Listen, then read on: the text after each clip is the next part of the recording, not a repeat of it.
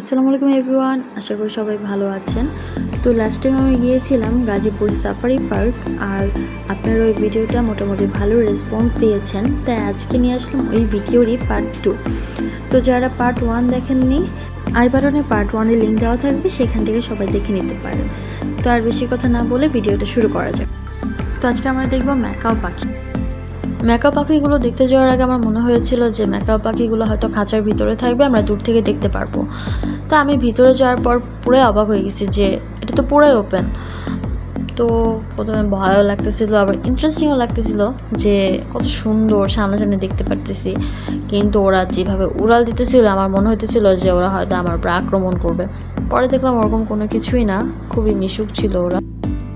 আর ওদের কালারগুলো অনেক সুন্দর ছিল, লাল, নীল আর হলুদ কালার। ওদের কালার দেখলে আর কি বলবো, যে আল্লাহ সৃষ্টি কত সুন্দর, আলহামদুলিল্লাহ। আর ওরা উড়াউড়ি করবেই না কেন বলেন? ওদের জায়গা তো আর এটা না, ওরা তো সাউথ আমেরিকার রেন ফরেস্টে থাকে, তো এতটুকু ছোট্ট একটা জায়গায় ওরা উড়াউড়ি তো করবেই। আমার সবচেয়ে বেশি ভালো লাগছে ব্লু ম্যাকাওগুলো, পুরা বডিটা ডিপ ব্লু কালার, এত সুন্দর। কিন্তু আমার পাখি দেখলে মনে হয় আমি যদি পাখি হতে পারতাম, কিন্তু তারপর মনে পড়ে পাখি হলে তো জঙ্গলে থাকতে হবে। ইস, যাই হোক, এসব উল্টাপাল্টা চিন্তা বাদ দিই, নাহলে আমার মা আবার নাক কুড়াই দেবে। তো ম্যাকাও পাখি দেখা শেষ করে এই পাশে চলে আসলাম। এই সাইডে আবার আরেকটা খাঁচাতে অনেক ধরনের পাখি ছিল, টিয়া, বাজিগার, কোকাটেল থেকে শুরু করে অনেক ধরনের পাখি ছিল। তো এত পাখি একসাথে আছে, কোনো ধরনের কোনো ঝগড়া, কোনো মারামারি, কোনো কিছুই নাই। কিন্তু এখানে যদি মানুষ থাকতো তাইলে প্রতিদিন চুল ছিঁড়াছিঁড়ি লাগতো।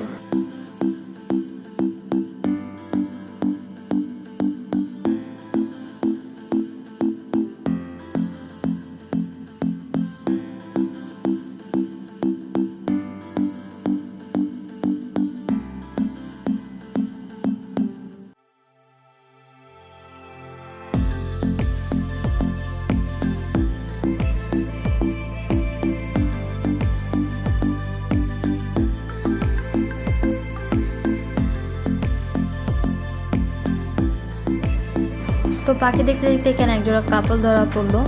এখনকার দিনে টিয়া পাখিও কি সুন্দর কাপল কাপল ম্যাচিং ম্যাচিং ড্রেস পরে তারপর বের হয়। যাই হোক, আমি এখানে বেশিক্ষণ না দাঁড়িয়ে, পরে দেখা যাবে আমার চুল ছিঁড়ে ফেলবে ওরা এসা। আমি এখান থেকে চলে যাই, তার থেকে ভালো।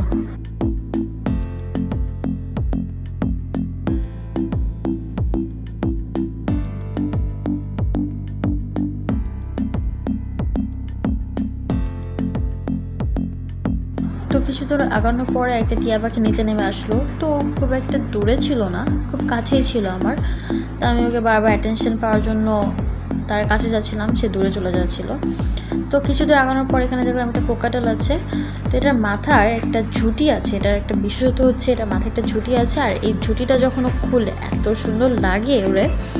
তো আমি একবার দেখছিলাম, বাট ওটা ক্যামেরায় তুলতে পারি না ভালো মতো। এটা হচ্ছে আবার দ্বিতীয়বার, কিন্তু এখন আর সে ঝুঁটিটা খুলতেছিল না, তো আপনাদের সাথে আমি শেয়ার করতে পারিনি।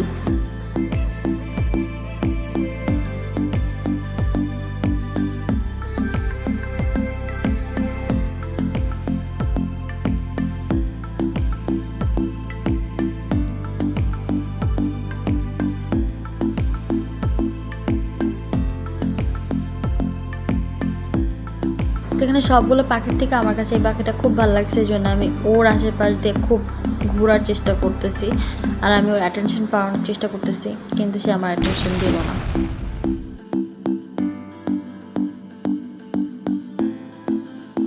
আর এদিকে আমি ক্যামেরা করতে করতে এতটাই মনোযোগ ছিলাম ক্যামেরার দিকে, এই পাশে আসা যে এই পাখি কখন আমার পাশে বসে আমি দেখিই নেই। আমি ওটা দেখে যে ভয়টা পাইছি, ও মনে হইতেছিল আমার চোখ উঠায় ফেলবে ভাই, আমি নিজেই ভয় পেয়ে গেছি।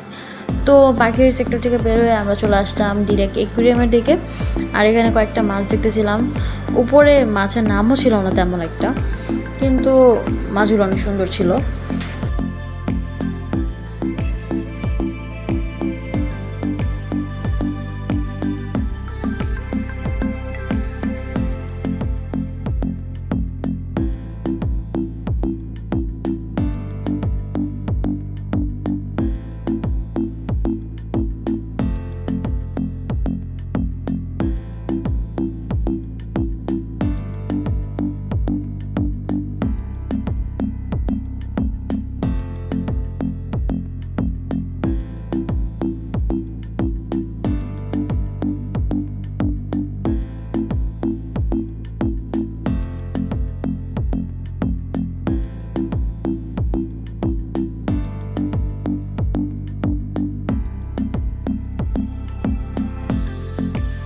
এখানে এত মাছ দেখতেছিলাম, কিন্তু আমার সবচেয়ে বেশি ভালো লাগছে এই মাছটা, এই যে গোলাপি কালার একটা শেড আসতেছে, এই মাছটাকে আমার অনেক বেশি ভালো লাগছে। এই মাছটা তো কিউট ছিল, আর এই মাছটাকে দেখে আমার মনে হয়েছে যে একটা হয়তো গাউন টাইপের কিছু বড় আছে, এত সুন্দর। ব্লাড রেড প্যারট না জানি কি বলে, তো ওপর নাম অতভাবে আমি ভিডিও করতে পারিনি, ক্যামেরা তুলতে পারিনি। তো এখানে অনেক মাছ ছিল, অনেক কালারফুল মাছ ছিল, দেখতে অনেক সুন্দর লাগতেছিল।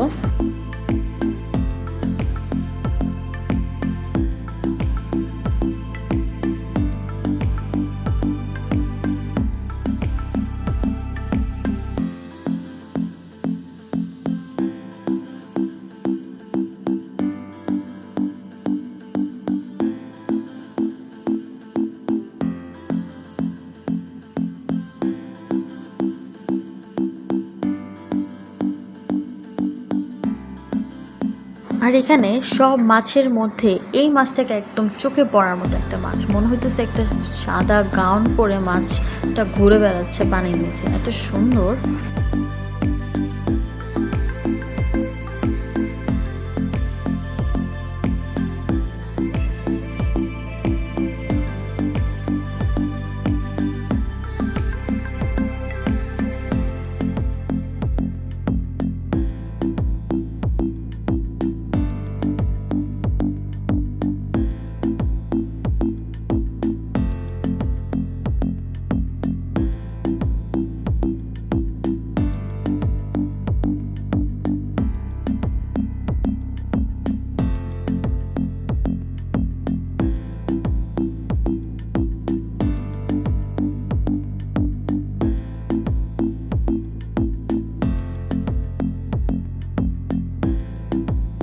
তো আপনাদের সাথে সাফারি পার্কের কিছু জিনিস শেয়ার করলাম, আর আমিও নিজেও সাফারি পার্কটা ঘুরে দেখলাম।